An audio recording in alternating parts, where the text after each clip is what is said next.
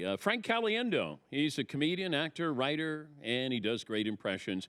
He is all across the country, starting this week in Appleton, Wisconsin, the Skyline Comedy Club, the Funny Bone in Des Moines, Iowa, and wrapping up May 22nd at the... Laugh Your Balls Off in... Oh, sorry. Is that the club called Laugh Your Balls Off? If I won the lottery and started a comedy club, I'd call it Laugh Your Balls Off. Oh, yeah. I would totally go there. Thank you, Todd. Apache Casino in Lawton, Oklahoma. Go to frankonstage.com for tickets. Please welcome the great Frank Caliendo. There he is. He's done it again. Mr. Wisconsin. Is that the new title? Yeah, I'll take it. Yes, yeah. You're from here. Yeah, I grew up in Waukesha, Wisconsin, right outside of Milwaukee. Went to Waukesha South High School. And you were a catcher. I was, yeah. I was a zero-tool baseball player. Is pretty much what I was. All right. I could hit the fastball a little bit. As soon as I got a curveball coming at me, it was screwing myself into the ground, and then I couldn't throw down to second base. You want to have like a 1.8, 1.9 throw down to second base. I was 2.5, something like that. So didn't get many runners, but there weren't. It's Wisconsin. There's some slow people. So. I still got some guys. I tell you what, man. I went Gruden on action. I'll tell you what, man. There it was. Started doing it already. What happened, man? No, okay. Get back. This kept happening last night. By the way, I have to tell you guys, as much as I love this show, and I really do love this show, it's become a part of my life. I told you guys that I've lied to a lot of other people about their shows. But I really do. Like when somebody calls in about, they've just had an operation or been out for a while, and they listen to your show, gets them through it. I haven't had any of that, but for some reason, you guys get me through it. So it's really great. But to see you last night in the true Dan Patrick form, it's like watching Bad Santa. It is. I have never seen any. I've never been. You guys remember Mystery Science Theater 3000, MST3K, where they're commenting on stuff? That's him. And none of it's arable, ever.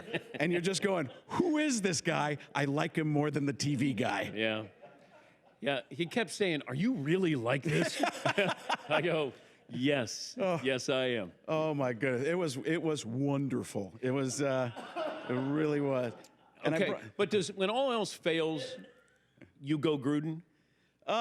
It depends. Gruden right now, because he's everywhere. I mean, there is just you get on X, Twitter, whatever it's called. You get on there, and within a minute, maybe 30 seconds. Let's go 5 seconds. Within 5 seconds, there's John Gruden opening something up like a box. Like, what do we get now? He comes in. He had that hip surgery, so he can barely walk. He's coming in like, I'm trying to get there, man. Like an oompa loompa doobity doo. Here we go, man. I'm gonna drink from the chocolate river. It's gonna be good, man. So then he gets the box. He opens up the box. He always has trouble opening up the box, right? He's like, I'm gonna just slice into. Hey, just cut my finger up. But I can keep going, man. You know why? Because I love football and I love opening up boxes. So. He will go into the box, and sometimes there'll be a box inside of the box, and he's like amazed by that. It's like, what is this, Inception? You ever see that, man? You ever see Inception? I'm like Leonardo DiCaprio right now, man.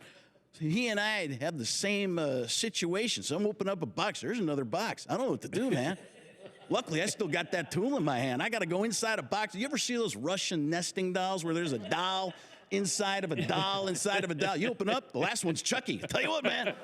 I just wrote a bit that's going on stage. Never done that one before. Yeah, I like it. How does Chris Burman like your impersonation? Yeah, Burman. When I first met Burman, I was doing the Gruden. He's like, so are you doing other people? You're going to be doing other people. Did he want you to do him? Yeah. I think he was skeptical. I think he was good about it. I was never asked not to do it or something. But everybody does a Chris Burman at ESPN. Just nobody. Yeah, everybody does it here. And we should listen. Like trained seals.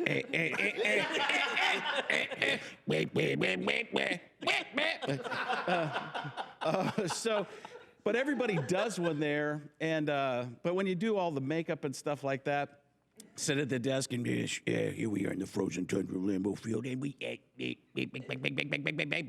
to you, Dan. Could you fool somebody Not with that one. On the phone. Not with that one. That one's become. Okay, which one could you call somebody? I could probably call somebody as well. I think John Gruden. I could, but we. What about Morgan Freeman? Yeah, I believe I could probably pull that one off, Sonny. Truth of the matter is, that's one that you could just. He doesn't talk like that in real life, though, right? Morgan Freeman's like, I've just decided to call you out of the blue, Dan. You saw a number that you didn't recognize, but for some reason, you answered it anyways. And this is, we're going through 500 yards of the filthiest slop I can't even imagine. Or maybe I just don't want to. Did you guys hear Morgan Freeman call the man? That sounds pretty good. So I think, yeah, that would be one. I mean, there's some that you have to go more subtle. In the old school, the John Madden, I used to do it on the radio, and I would do it in place. Because when I would do it on stage, it was like, it was that big over the top. But then to just talk the way he talked, say the things he says, I mean, it's just like, it's a part of what you're doing there. So there's different versions of each impression where you can go over the top or you can, and Burman, my Burman was always just pretty good. I didn't think it was great, so I would just go way to the big, just get the laugh out of it at the best. And that's the way I used to always do impressions, was over the top, almost to the Dana Carvey level. Dana does those huge over-the-top caricatures, and a person like Daryl Hammond would do right on the money. And I tried to be in the middle somewhere just to have my own style with it. But with the internet and the way people use social media, if you're not dead on with the exact sound of the voice, like terrible, awful, it should have been Charles Barkley there, right? That's terrible, that's really, really bad. So don't be a knucklehead. All those, Doug Gottlieb trying to get wins and you're up here slamming him. Come on, man. Okay. What's going on? How often does it happen where somebody comes up to you and says, Frank, I got an impression? Well, that's all the time. I mean, it's when people do it. I don't mind if somebody does it. It's when they do it for they do one of my bits or the whole bit. I'm like, I know, I wrote that. And, or they'll come up to me and do their Yoda, which I think anybody can. That first year was just like it's close, but you're gonna do all the lines. So it's nice because they know you, right? It's not when I was in the baseball playoffs for TBS and I had commercials for me during commercials of me, people were like, you ruined the baseball playoffs. I'm like, I didn't decide where they air, okay? It wasn't my thing. I shot them. But so it's cool. It's just don't go long. That's the whole thing. And I don't mind when people say, hey, do some John Madden. And I'm just like, boom. And that's usually enough for people. And when they want more, like, here's a guy who's getting a little greedy now. So I feel like I get the chance to make that kind of thing. And here you are with Draft Week in Green Bay and Mel Kiper. You do Mel Kiper. Yeah, who is the nicest guy? You guys had him on. Yeah. I started doing it. I wasn't even trying to do it, talking like Mel Kiper Jr. Hey, Dan, I sometimes get lost trying to figure it out, breaking down Cam Ward out there in Miami doing his thing, and trying to get more pinpoint accuracy. And if you're looking at a guy who can make the reads, I'm going to go Shedeur Sanders. A lot of people talk about that's dad. Deion Sanders apparently played football. Don't remember him, but I'll tell you this. A pretty good player, a little bit flashy for my taste, but I'll say this about Shedeur does a tremendous job. We're going to break down let's break down the Danettes. Here we got a tremendous job. Got Marvin over here, tiny hands, doesn't have the ability to catch a ball, but is going to catch a lot of shade. That's what's going on with Marvin. Sometimes people are going to say things, he's going to knock it down with those tiny hands swatting at it. You look at Fritzy, he's going to have a pun. Nobody's ever had a pun on top of a pun. That's better. That guy wants to play rhyme time 24 hours a day. And then we're talking, we're going to talk Seton, whose name isn't even actually Seton. He's using an alias. But that's because he loves soccer. Nobody cares about soccer. Then Pauly, the original Chat GPT, generated Pauly translator. He does a tremendous job, can explain anything that could be explained in 3 seconds in about 4.5 minutes. And does a tremendous job. You know, Scottie Pippen spelled his name with an I-E and his son spells it with a Y. I mean, A-E-I-O-U, almost got the vowels wrong there. But you take a look. I tell you what, I wouldn't get the vowels wrong, man. Why? Sometimes only the vowels. So yeah, I think we got through. Yeah, I deserve it.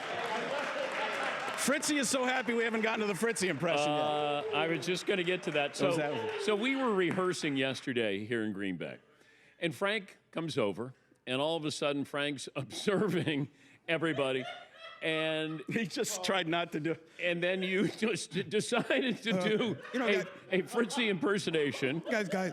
I don't have the voice 100% yet. It's like you with your Trump impression, where it's all hands right now. But there's a thing. I watch somebody's mouth. So if I watch how the mouth moves, you can kind of tell how the person talks.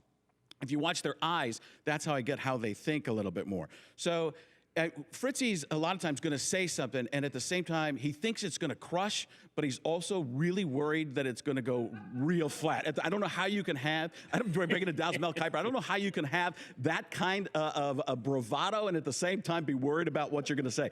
But so his S's are in the... So the first thing I do is look at the S, and that was a kind of a... I was just trying to... I was just... And I've heard Seton do it too, and you do more of a lisp, and it's the F and it's I was just, and he explains, like he'll say, well, I was just trying to explain what we were going for with that kind of thing, and you know, and you just hope the batteries run out. It's like, but so it's like. Yeah, you guys want to play rhyme time? Rhyme time is good. You're supposed to talk so because I was starting to get it last night when he was because he was talking, and then when I can hear it while I'm doing it, just kind of you're just leaving me out there now. You just let me die. Scary. Scary. See, scary. See, when I hear the words, it's Imitation's usually flattery. This is not one of those things. Hey, young lady, there's a lady over there. Can you come sit on my lap? That's awkward. Who did you not get? Oh, there's a lot. But you kept trying, or you still keep trying? Fritzy is one of them. I'm working toward that. But I think, I don't know. There's so many. If you haven't heard me do it, I can't. That's the thing. So, because I get ripped so much when they're not very good and like don't have the cartoon version of the person yet. So, Who frustrates you? As far as an impression, let's see. I would love to be able to do a Ben Affleck or something like that, a Matt Damon, somebody who's more subtle.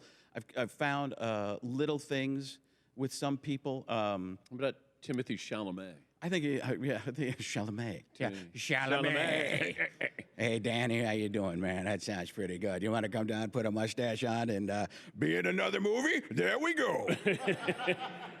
And we've done this before. Fritzy's Marge Simpson. Oh, it's great. No, It's pretty good, right? No, there's who's the? I'm trying to think. Play-by-play AT&T. Oh, Kevin Harlan. That's fantastic. That is a top-notch. Come on, you're going to do it. The Nuggets are on a 12-6 run, and the Bucks want to talk about it. This is the NBA on TNT.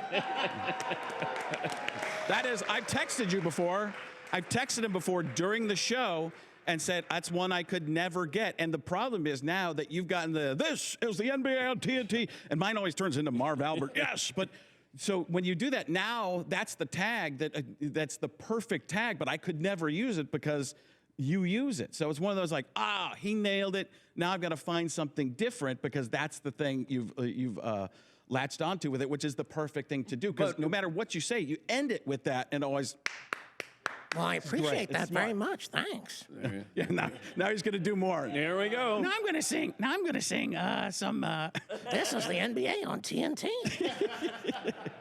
But what you do that makes you so brilliant is so wonderful. Wonderful. Is wonderful. You do your impersonations in context. Like there's it's not just hey, I'm going to do an impersonation. Well, I think you do that here, right? I mean, it's a throwing something. You were talking Stephen A. Smith before.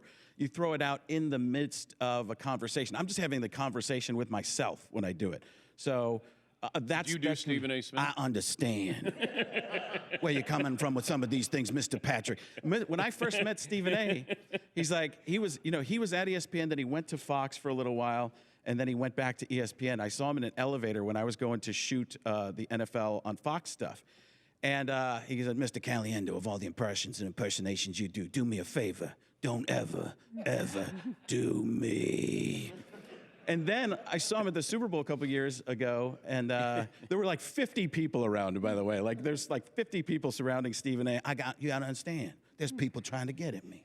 I could quite possibly be running for president, and that could happen. And we need to make sure I'm safe. But So he's like that, but they asked him who the best Stephen A. Smith impression was, and he'd just seen me, so he said me. There are other people like Jay Farrow and Jamie Foxx who do great, incredible impressions of him, probably better than me. I think Farrow might do the best one, but it was funny because he said it, and then I was just telling everybody, see, I got a great Stephen A. Smith impression. So it's cool when somebody acknowledges that, even if I know I just saw him a little bit ago. I was just at top of mind, so I take that. But do you watch other? I try to stay away. No, I don't like to watch anybody because I will come across somebody once in a while and I say, that person's really good. I don't want to watch them. Do you listen to other people's sports radio? You don't want to listen to anything because then your take could be influenced on that. There's a lot of people that watch this show in local markets and probably beyond that if you listen to them, you'll hear the same or similar takes afterward. You guys kind of set the agenda a lot of the time. Yeah. And there's a few shows that are out there that are like that, but you guys are definitely one where there's a lot of people go, what did they do today? Oh, let's do rhyme time too. God, I hope not. So, I actually enjoy it. See, that's the thing. We had a conversation about Todd last night, and I said, yeah, you cut him off quickly sometimes. And you're like, and I was like, that's the funny thing. When Todd is not trying to be funny, he is hilarious. True. When he is trying to be funny, it's like, stop trying to be funny so we can laugh. Yeah. It is true. But it is, he'll say something, and you'll be like, and then he'll try to explain his way out of it. You'll start to get mad sometimes, and everybody's like, no, keep going. This is gonna be good. It's going to end poorly. Frank will be performing all across the country. You can go to frankonstage.com for tickets. You're going to be in Appleton, Wisconsin. What do you think Laugh My Balls Off is a comedy store? I'll tell you what, that's a good name. I'd like to open a box and look at that. Man, I just realized what I said. That's a bad idea right there. You did John C. Reilly in Step Brothers. I did a little bit of that.